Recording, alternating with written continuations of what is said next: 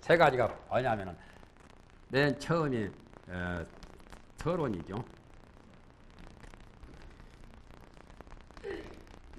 서론 다음에 이제 본론이고, 그 다음에 결론, 이렇게 경에도 이 세 가지 종류로 있습니다. 그러면은 이 서론을 불교 경전에서는 그걸 서분이라고 말합니다. 이건 정종분이라고, 이건 유통분이라고 하는, 이런 식으로 옛날 고대 이렇게 분류를 세 가지로 분류를 했습니다. 서분, 정종분, 유통분. 그러니까 서분이라고 한 것은 요즘 현대 용어로는 서론과 같은 말이고, 그 다음에 이제 본론이 정종분이고, 결론이, 마지막 결론이 유통분이라요. 유통이라는 것은 이 법을 이 세상에다 널리 유포하는 그런 의미로 유통이라고 하지요. 그래, 지금 여기서 39페이지에서 말한 것은 서분이라고, 그래서 여기다 서분이라고 했잖아요. 서분이라고 갈진된 이 옥차도 서론이라고 해야 되죠. 기신론으로 봐서는, 이 책으로 봐서는 그렇지만은 맨 처음에 원문이라고 해가지고 나오죠. 규명 진시방 최승업 변지하시며 생무에 자제하사 구세 대비자와, 생무에 자제하사 구세 대비자와, 거기까지가 불보에게 규유하는 그런 겁니다. 마명 보살은 부처님이 아니고 일개의 보살이기 때문에, 그러니까 부처님보다 격이 낮은 게 보살입니다. 부처님은 왕이라면 보살은 왕 밑에 각부 장관처럼, 추기경과 같은 분은 보살이고, 법왕은, 로마 법왕은 가령 부처라면 격이, 각 추기경은 보살과 같은 격이기 때문에 보살이 논을 지을 때 방자하게 자기가 잘났다고 자기를 내세우는 것이 아니라 삼보에게 규경하는 그러한 의미로서 그런 말을 지금 하는 겁니다. 그래서 삼보에게 규경한다.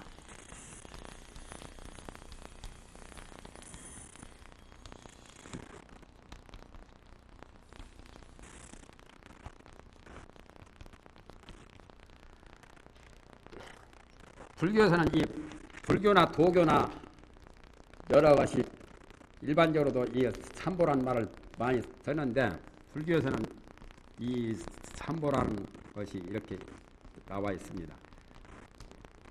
불보 또는 법보, 승보.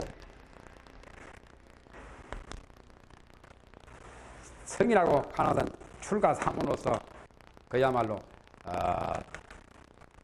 보살이나 아까 말한 나한들이나 그런 분들이 승보고, 그러니까 이 법보라고 하는 것은 법이 하나 진리죠. 진리인데 그 진리를 깨달으신 분은 부처님이고, 진리를 깨닫기 위해서 노력하고 수행하는 수행, 출가 사문 수행자를 승이라고 합니다. 승은 화단체죠. 하나 수도인들. 그래서 그걸 승보라고 하고, 법의 법자를 놓아가지고 국본이 무슨 그런 보와 같이 부처님을 불보라고 하고, 부처님이 말씀하신 그 설법도 법보고, 우리 마음자도 법보입니다. 이 마음을 깨달은 사람은 부처가 되고, 마음을 깨닫지 못하고 마음을 수행하고 마음을 깨닫기 위해서 노력하는 사람은 승이죠, 승.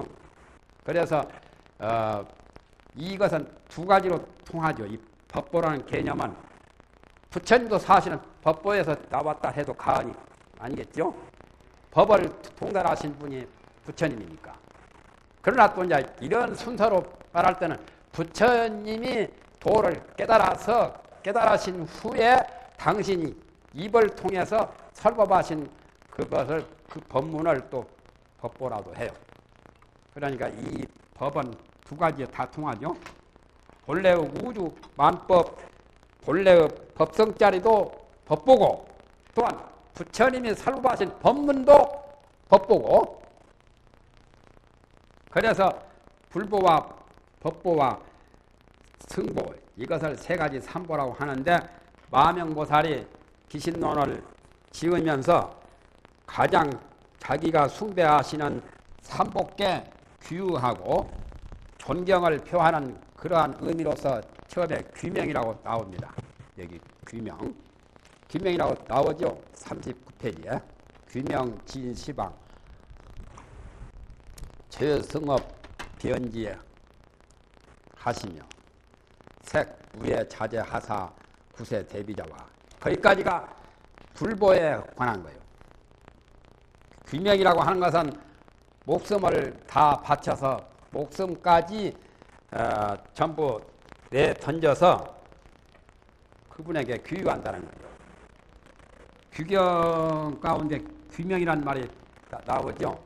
그래서 지심 규명에 그 말이 많이 나오죠. 우리가 예불할 때 지심 규명에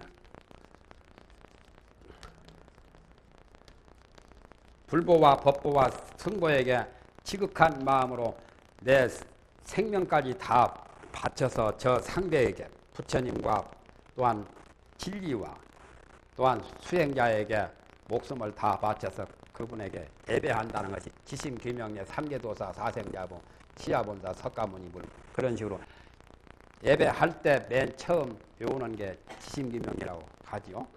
그러니까 사람에게 가장 중요한 것은 생명인데 생명까지 다 그분에게 돌아가서 그분을 요즘에 것이 귀화한다는 말도 있죠. 귀화. 이북 사람이 남한에게 돌아온 것을 귀화한다고 하잖아요. 귀화. 귀화처럼 완전히 부처님께 그냥 귀순하고 귀순, 귀화. 사회에서는 이 말만 쓰지 규명이라는 말은 잘 안 쓰잖아요. 그러니까 귀화를 하고 귀순을 할 때 어떻게 해야 되냐. 생명까지 다 바쳐서 규명한다는 것은 지극정생이요. 형식적으로 귀화를 하고 귀순을 했다 해도 자기 생명이나 자기 마음은 딴 생각 갖고 자기 생명은 딴 짓을 하면은 아니잖아요. 정말 규명이라고 할 때는 몸과 마음을 다 바치는 게 규명입니다. 그게 그래서 이제 규명 진시방. 진시방이라는 것은 온 시방. 시방은 동서남북 상하 8방까지 다 해서 동서남북 사방이죠. 사방에다 또 간방이 있죠. 동남방, 서남방, 서북방, 동북방. 그렇게 하면 8방이죠. 위에 상방, 아래 하방 해서 7방인데 그래서 방위를 보통 사방보다 더 구체적으로 말한 게 7방이다. 모든 공간을 진시방으로 표현합니다. 이 우주 모든 공간에 계시는 부처님과 또는 법과 성에게 규명한다고 그런 것을 여기서 밝힙니다. 최성업 변지하시며 번역이 나와 있죠. 온 시방의 최성한 업으로 두루 아시며 최성업이라는 것은 가장 훌륭하다는 뜻입니다. 훌륭한 것을 최성업이라고 합니다. 이 성자는 훌륭할 성, 수성할 성, 가장 훌륭하신 업을 가지신 업이라고 하는 것은 하나 업용. 업이라고 하는 것은 직업이나 사업만 업이 아니라 일거일동이 다 업이라고 합니다. 불교에서는. 불교에서 삼업이라고 말하죠. 삼업. 그것도 하나 업이라요. 죄업을 짓고 악업을 짓는 것만 업이 아니라 모든 우리 일거수 일투족이 다 업이라요. 이것을 불교에서는 삼업이라고 합니다. 몸으로 하는 행동을 신업이라 하고 입으로 하는 말로 하는 그 행동을 부업이라 하고 생각으로 하는 그 행동을 업이라고 해요. 그래서 삼업이라고 합니다. 그런데 범부 중생들은 나쁜 짓을 하니까 나쁜 짓 하는 것은 그건 죄업이라 하고 또 나쁜 그 최악의 짓을 하면은 악업이라고 하죠. 이것과 반대로 죄를 짓지 않고 복을 진다면은 그건 복업이고 이건 악의 세계고 이건 선의 세계. 선한 자 복업이고 악업이 아니라 그건 선업이죠. 이렇게 표현을 하죠. 이 업을 지어가지고 과보를 받는 것을 업보라고 해요. 업을 지으면 그 업이 그대로 있는 게 아니라 국가와 민족을 위해서 좋은 일을 많이 했으면 여러 국민에게 숭앙을 받으면 그건 좋은 결과고 만약에 좋은 일을 못하고 국가와 민족에게 해를 끼치는 나쁜 짓을 하면은 그 죄업을 받잖아요. 감옥소에 가든지 하는 그것은 악업이겠죠. 죄업이겠죠. 그러나 선악의 업 외에도 또 업의 종류가 있습니다. 무기업도 있고 부동업도 있고 여러 가지 있는데 도를 닦는 것도 업이라요. 도도 업이라고 표현합니다. 도업. 사업이나 직업도 업이지만은 수도하는 사람도 도를 닦는 것도 도업이라 하고 부처님과 보살이 되어서 우리 중생계에 무궁무진한 그러한 그 불가사의한 신통력과 자비와 지혜와 광명을 베푸는 것도 업은 업이다 해서 기신론에 보면은 이런 말이 나옵니다. 부사의 업.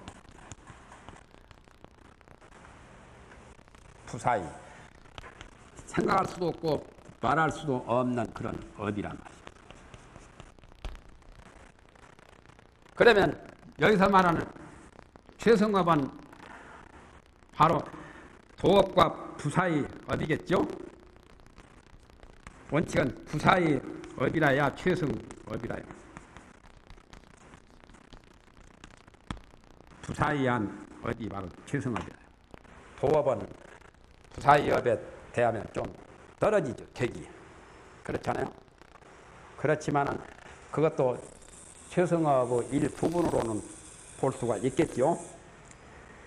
가장 이 세상에 제일 가는 천상천하 유화독존인 그러한 이 세상에서 제일 위대하게 깨달으신 그런 대각, 정각을 얻으신 거기에서는 모든 신구의 삼업이 다 좋게 나와요. 나쁜 사람들은 말도 나쁜 말하고 생각도 나쁜 생각하고 하는 짓도 나쁜 짓을 하지만은 도를 깨달아서 가장 위대한 최상의 부처가 되신 분은 일거일동이 중생을 위해서 하고 가장 이 세상에서 보기 드문 제일 훌륭한 그런 업용을 가졌기 때문에 부사의 업을 가지고서 우리 중생을 구제하고 교화를 하시는 게 그게 최성업이라요.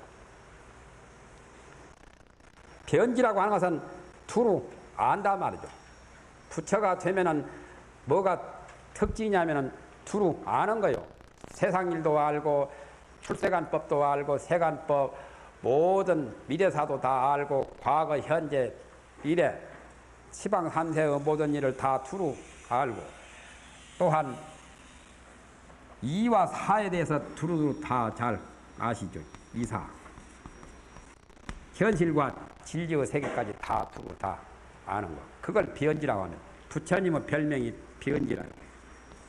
변지. 바르게 알았다 해서 또 정변지라 하기도 하고. 그냥 변지라 하기도 하고 정변지. 크게 깨달은 사람은 대각을 하고 정각을 한 사람은 아는 게 뛰어나야 되지. 아는 것이 없으면 뭐 부처라고 할 수가 없죠. 그래서 투루한다. 이렇게도 씁니다. 이 변자는 이렇게도 쓰죠. 정변지. 열애응공 정변지라고 나오잖아요. 투루하신다. 모든 것을 이 세상에 모를 것 없이 모두 다 아신다. 그래서 암경에 보면은 부처님을 어떻게 표현을 하는가 하면 부처님은 일체 지자, 모든 것을 다 아시는 분이다. 또 일체 각자다. 각자란 말이 부다죠, 부다. 불타란 말이 불타를 번역하면은 각자라고 번역. 불타, 부다. 인도 말로는 부다라고 그래요. 부다란 말이 바로 각자라는 모든 것을 다 아시는 분, 모든 것을 다 깨달으시는 분. 이게 바로 부처님이요. 우리말로는 이것이 부처님이라고, 우리말로는 부처라고 하죠. 부처라고 하든지 인자를 놓든지. 그게 바로 변지. 변지라는 것이 바로 일체 지자, 일체 각자의 뜻이다요. 모를 것 없이 다 안단 말이에요. 그래 천상의 세계도 다 알고, 인간의 세계도 알고, 지옥의 세계도 알고, 아수라의 세계, 무슨 성문의 세계, 연각의 세계, 보살의 세계, 정신계, 물질계 할 것 없이 모두 다 투루 아신단 말이에요. 또 무예 자재. 부처님 몸은 특수하잖아요. 이 세상에 날적부터 몸에서 금빛 찬란한 황금색. 부처님은 흑인종이 아니잖아요. 황인종이지. 색깔로 본다면 백인보다, 요즘은 백인이 세계를 지배하지만은 부처님은 황금색, 순금색, 그런 그 아름답고 미묘한 그 색깔은 것은 몸에 대한 색상입니다. 몸도 보통 사람보다 최대 2인 중에 가장 미인이 부처님이거든요. 30 이상 80종호 가장 이 세상에서 아름다운 모습으로 나타나신 분이 부처님이라서, 그래서 색이 걸림이 없다. 걸림이 없다는 것은 보통 사람들은 색에 걸리는 게 있지만은 부처님은 색에도 걸리는 것이 없어요. 비록 아름답고 묘한 색을 가졌지만은 아름답고 묘한 색에 걸려 있지를 안 해요. 그렇기 때문에 그걸 색우예라고 표현을 한 겁니다. 부처님의 몸이라 것은 육도 만행, 만가지 행과 만가지 덕으로 이루어진 몸이며 불가사의한 훈습으로 이루어졌기 때문에 비록 미묘한 색깔이 있지만은 장애가 없어요. 그래서 하나의 모습과 하나의 좋은 그런 미호가 끝없고 한이 없기 때문에 그래서 생무예라고 한다고 원효대사는 그렇게 해석을 했죠. 색이면서 걸림이 없다. 우리 사람들은 색에 걸리는 것이 있는데 잘난 사람 잘났다고 의시되지요. 그러니까 바람 잘 피우는 사람은, 잘난 사람들이 남자가 여자가 바람 잘 피우거든. 못난 사람은 피우려도 피울 수 없잖아요. 그것도 색에 걸려서 그런 거예요. 자기가 잘났다고 뽐내고 하는 거. 부처님은 비록 그렇게 잘났지만은 뽐내지도 않고 색에 걸림이 없어. 걸림이 없다는 것은 자제하다는 겁니다. 색이라고 하는 것은 이 묘색, 부처님의 색깔은 가장 미묘한 묘색, 또한 가장 아름다운 이색, 이런 게 있지만은 부처님은 여기에 마음이 거기에 끼어들어 가지고 걸리지를 않아요. 그리고 부처님은 몸은 크게도 나타날 수 있고 작게도 나타날 수 있고 우주에 꽉 충만하게 나타날 수도 있잖아요. 그러니까 무예요. 무이란 말은 걸림이 없다 말.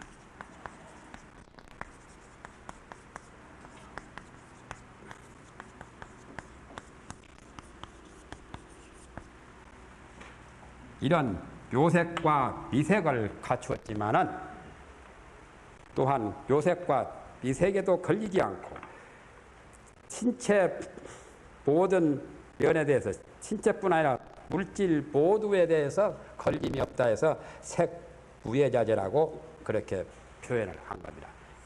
자재란 말은 자제가 바로 자유한 뜻이죠. 무예나 자제나 사실은 같은 뜻이에요. 자제가 무예지 사실은. 남에게 예속되면 자제가 아니죠. 구속을 당하면 자제가 아니고, 남에게 예속을 당하지 않고 구속을 당하지 않는 것이 자유자재라요. 자기가 스스로 했으니까. 타제가 되면은 남한테 남의 지배를 받지 않아요. 타제의 반대말이 자제요. 일본 여성은 시집 가면은 성까지 바꾸잖아요. 남자 성으로. 그게 어디가 자제겠어요. 한국만 못한 거예요, 사실은. 다른 나라도 그렇죠. 여자가 결혼해보면 남자 성을 따라버리니까 그건 자제가 아니라 남에게 예속된 예속물이지. 타제가 되어서는 안 돼. 그냥 종, 노예 또는 것이 품팔이, 그것들은 다 타제거든. 자기 스스로 존재해야 남한테 구속과 속박을, 예속을 당하지 않는 게 자제라요. 그러니까 걸림이 없이 자유자재하사 구세대비자와 이 세상을 구원하시는 가장 대비자라고. 거기까지가 불보입니다. 그분에게 귀명을 한다. 온 시방세계, 여기는 이제 과거, 현재, 미래 3세를 말하지 않고 시방만 말을 했지만은 어떤 다른 논에는 3세를 말하는 경우도 있어요. 3세를 과거, 현재, 미래 이 3세를 말을 하나 시방을 말을 하나 그건 의미는 같은 겁니다. 공간적으로 말하나 시간적으로 말하나 그건 같은 거고, 구세대비자라고 하는 것은 세상을 모든 중생의 괴로움을 풀어주시는 구세주. 부처님의 힘은 가장 대비가 제일 근본이라요. 대비. 대자대비란 말 쓰지요. 모든 중생을 대자대비한다. 징일 아함경에는 범부와 성인들의 힘이 6가지가 있는데 어떤 게 6가지냐 하면, 어린애는 우는 것으로 힘을 삼는다. 어린애는 말을 잘 못하니까 울어야 되잖아요. 울어야 젖도 주고 울어야 깎아도 사주고, 우는 것이 어린애들의 무기죠. 힘이죠. 여자는 그 지네를 성을 떼는 것, 바가지를 긁는 것도 여자의 힘이라고 아함경에 나와요. 바가지를 가끔 긁어야지 안 긁으면 남자가 너무나 외면하거든. 그러니까 그렇게 약간의 그 성을 내는 것이 힘이 된다고 했고, 먼저 바가지를 긁고 난 다음에 그 다음에 자기가 하고 싶은 말을 하는 거. 또 사문이나 출가 사문, 바라문들은 인욕을 하는 것, 인내하고 참는 것이 힘이 되고, 그래서 항상 남에게 하심 공경하기를 좋아하는. 그리고 나라의 임금은 교만하는 것으로 힘이 되죠. 그저 용어 논문에도 그 방언이 교만을 좀 하죠. 어젯밤인가 아랫밤에 보니까 대단히 교만하죠.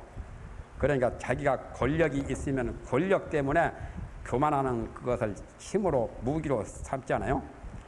아라한들은 전심전력으로 도를 닦는 그 전정으로 힘을 삼아서 자기는 항상 노력을 하는, 수행을 게을리하지 않는 아라한들은 전심전력하는 것이 힘이 되고, 부처님 세조는 대자대비로 힘을 삼는다. 그래서 대자대비한 그 마음을 가지고 만중생을 구제한다는 그것을 징일 아함경의 6가지 힘 가운데 부처님은 대비에 해당이 되기 때문에 오노대사는 그런 식으로 해석을 했었죠. 거기까지는 불보의 귀명을 하는 거고, 그 다음에 이제 법보입니다. 그 피신 최상이신 법성 진여해와 이 토를 이렇게 달면은 틀렸어요. 법성 진여해와 이렇게 하면은 밑에까지 무량 공덕장까지 법보로 본 거죠. 그건 2가지로 보기는 하나, 원칙적으로는 법성 진여해에다가 띄어야 돼요. 법성 진여해까지가 법보요. 그렇게 보려면 법성 진여해와로 토를 살아야 되겠죠. 급히 신체상이라는 것은 저 몸의 체상이라는 것은 저 몸 체상은 바로 부처님의 몸을 가리킵니다. 성불한 부처님의 몸에 갖추어져 있는 법성 치녀에 법의성품 치녀의 바다, 그게 바로 마음자리죠. 마음을 표현할 때 법성이라 하기도 하고 치녀라고도 표현합니다.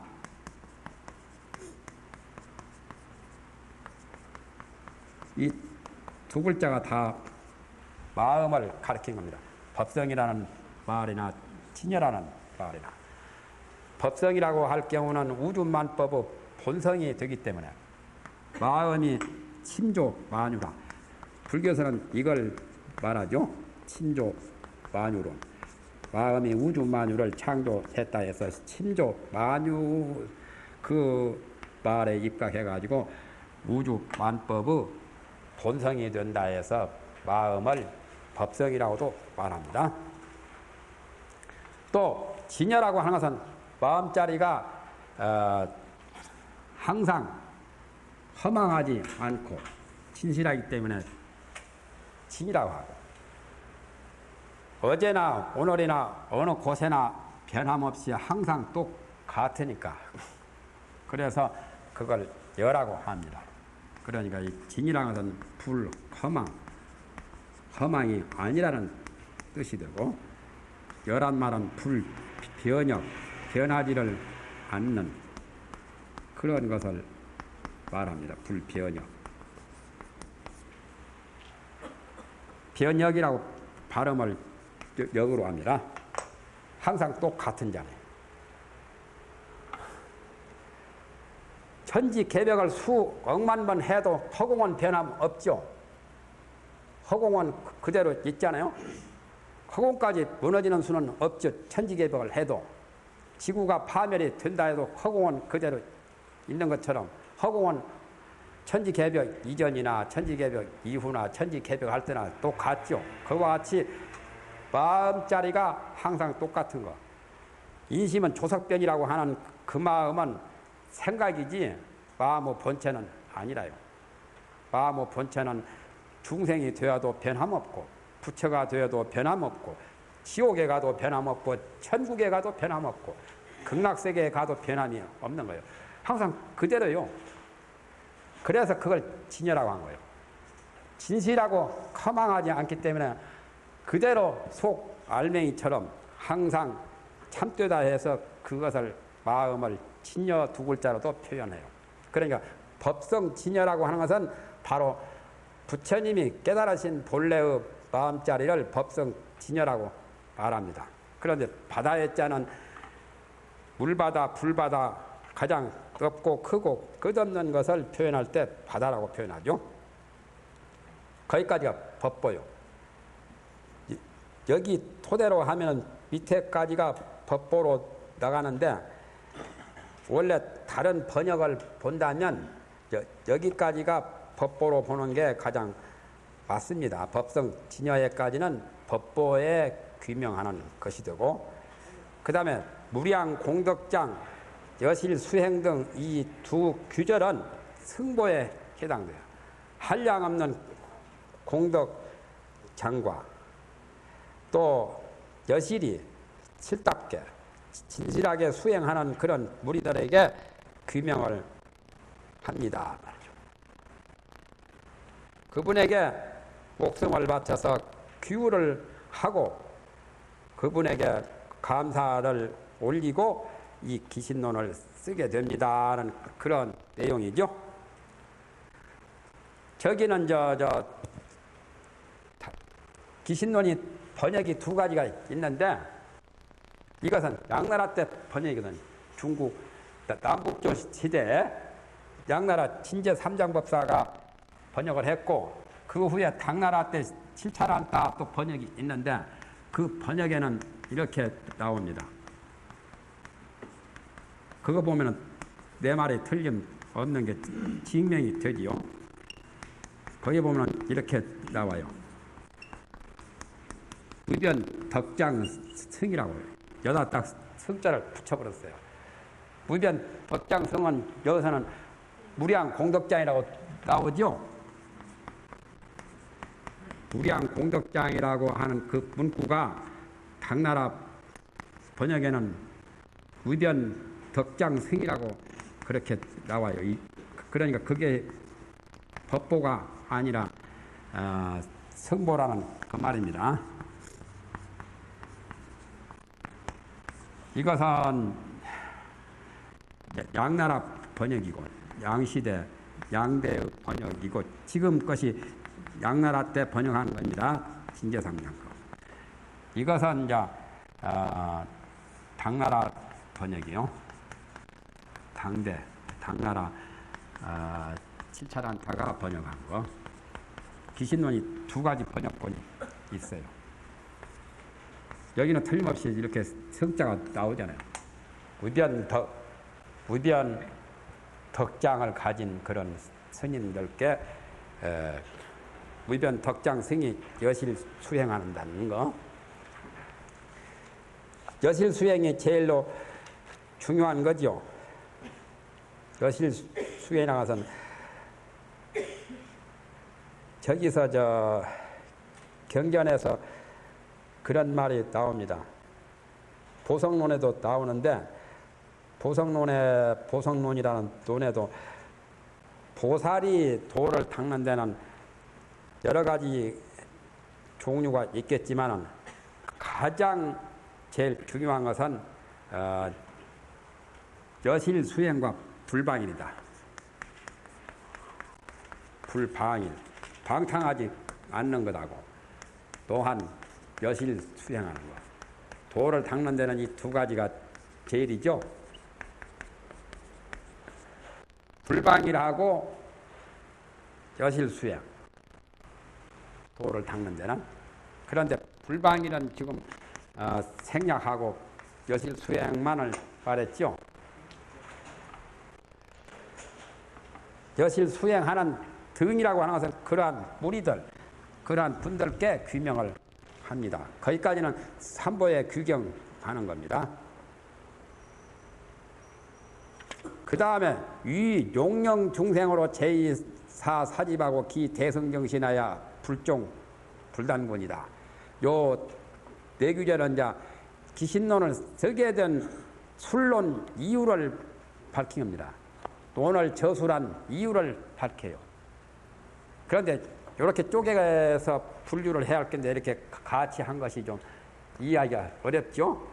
앞에 무량 공덕장 여실 수행 등까지는 삼보에 규하고 존경해서 규삼보하옵고 하는 그 뜻이고 삼보에 규한다는 뜻이고 그 다음에 위용령 중생으로 하여금 의심을 제거하고 샀던 집착을 버리고 대성의 바른 믿음을 일으켜서 부처의 종자가 깨달음의 종자가 이 세상에 끊어지지 않게 하기 위해서 기신론을 짓습니다 하는 거예요. 그러니까 유용령 그거부터는 기신론 짓는 이유를 밝힙니다.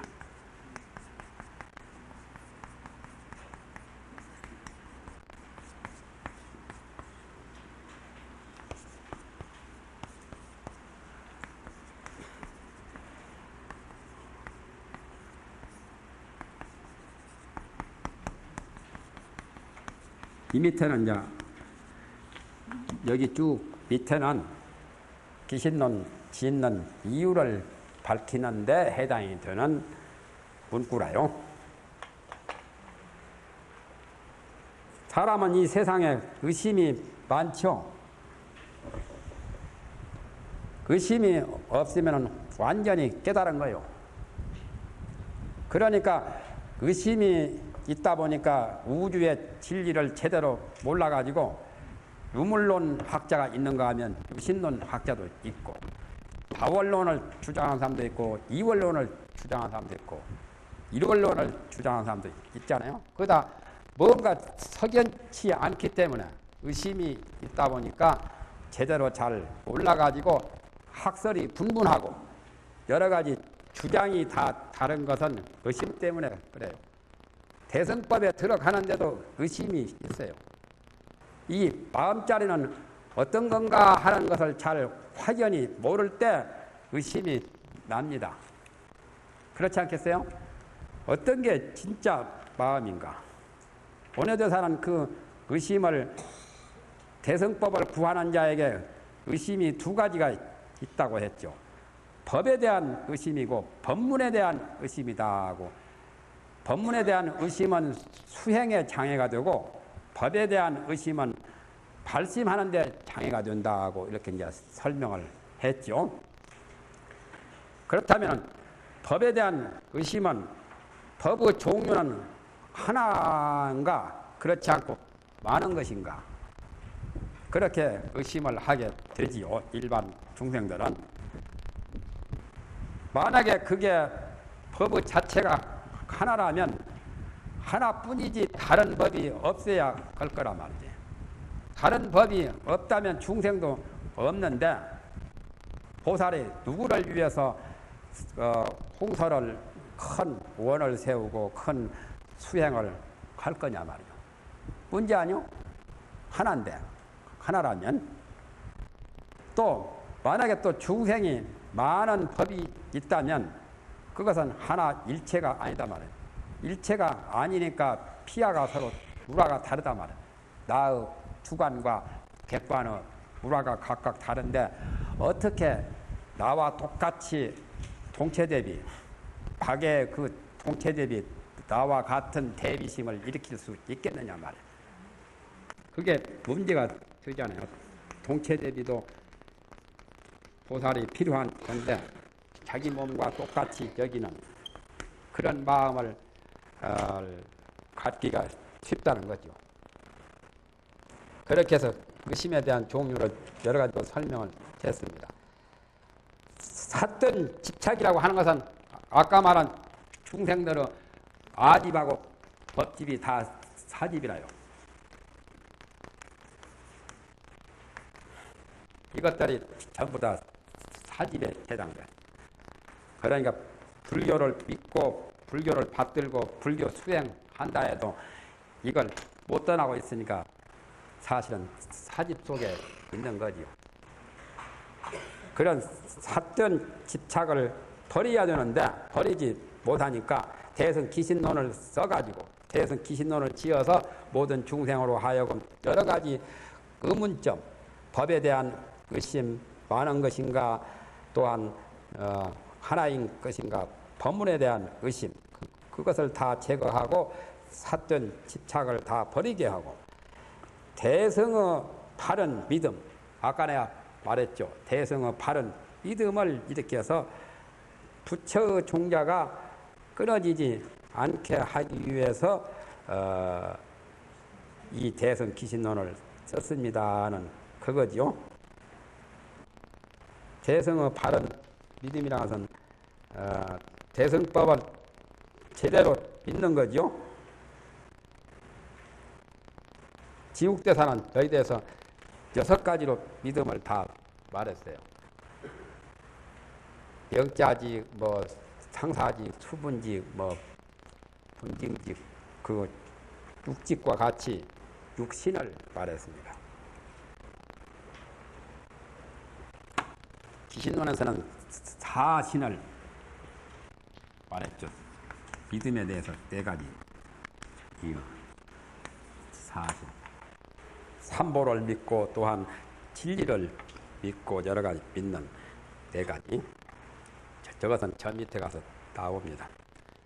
시간이 좀 지났는데 거기까지 해서 기신론을 짓게 된 동기가 바로 모든 중생으로 하여금 중생의 의혹 제대로 잘 알지 못한 의심을 버리고 아집과 법집 그릇된 집착심을 다 버리게 하고 바른 대승의 믿음을 대승의 그 최상용 3대에 대한 4가지 믿음에 대한 그러한 바른 믿음을 일으켜야 하죠.